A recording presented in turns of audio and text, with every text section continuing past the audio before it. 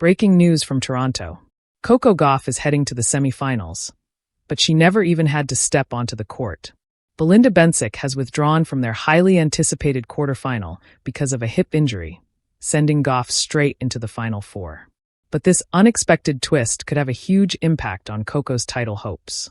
What happens next? And who will she face in the semifinals? Stay with us, because there's a lot to unpack. Tennis fans in Toronto were expecting another intense battle between Coco Gauff and Belinda Bencic. Instead, the matchup never happened. In a stunning late development, Belinda Bencic withdrew from her National Bank Open quarterfinal against Coco Gauff because of a hip injury. That decision immediately sent fourth-seeded Coco Gauff into the Toronto semifinals by walkover.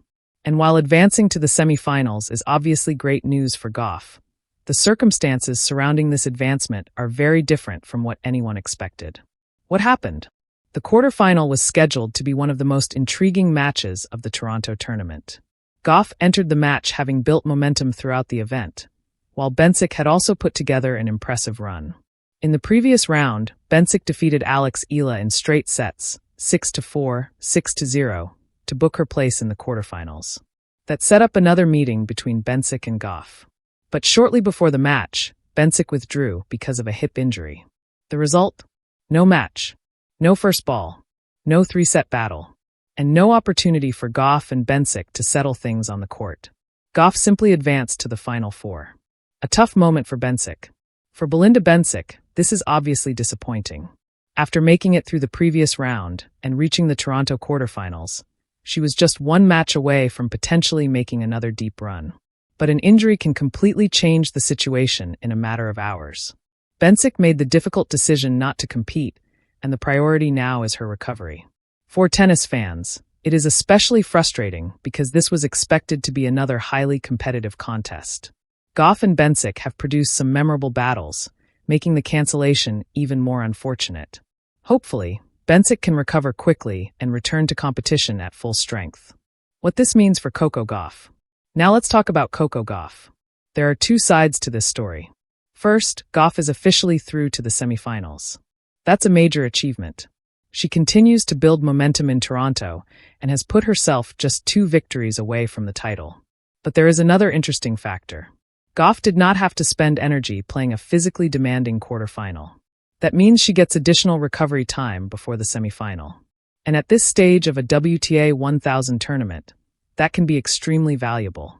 Instead of playing another long match, Gauff gets to prepare, recover, and focus completely on her next opponent. Reuters reported that Gauff had reached the Final Four without dropping a set and was chasing her first title of 2026. So the American now has a very interesting opportunity.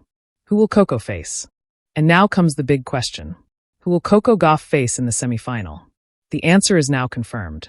Elena Rybakina defeated Naomi Osaka in the other Toronto quarterfinal, winning 4-6, 7-6, 6-4.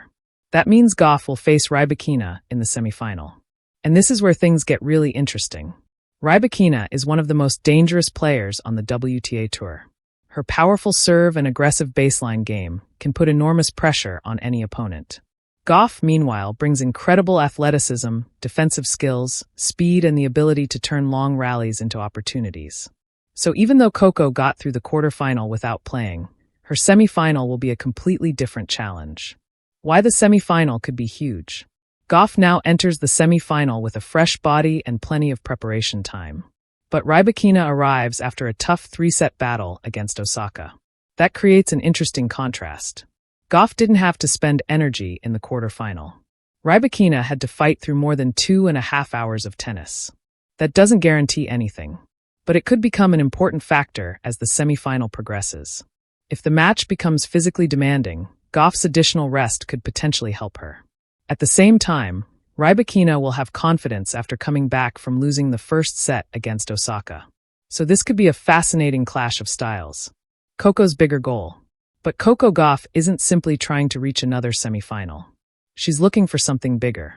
A Toronto title would be a major statement. The 2023 U.S. Open champion has already established herself among the elite players in women's tennis. But she is still searching for her first title of 2026. And now, with only 2 victories separating her from the trophy, The opportunity is becoming very real. The key question is whether she can take advantage of this unexpected path. She didn't get the quarterfinal match she expected. She won't get the chance to test herself against Bencic. But she does get something every player wants at this stage of a tournament: extra rest. And that's what makes this Toronto run so fascinating. Sometimes tennis tournaments don't follow the script. A player prepares for one opponent, studies their game, plans their strategy, and then suddenly everything changes. That's exactly what happened to Coco Gauff. She prepared for Belinda Bencic. Now she's preparing for Elena Rybakina. And the stakes are enormous. One victory puts her into the Toronto final. 2 victories give her the championship. So the pressure is about to rise dramatically. Coco Gauff is officially into the Toronto semifinals, but now the real challenge begins. Belinda Bencic's unfortunate hip injury changed the quarterfinal completely, and Coco now gets a fresh opportunity against Elena Rybakina.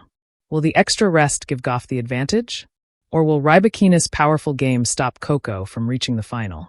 Let me know your prediction in the comments. And if you're backing Coco all the way in Toronto, hit that like button, subscribe, and turn on notifications, because this semi-final could be absolutely massive.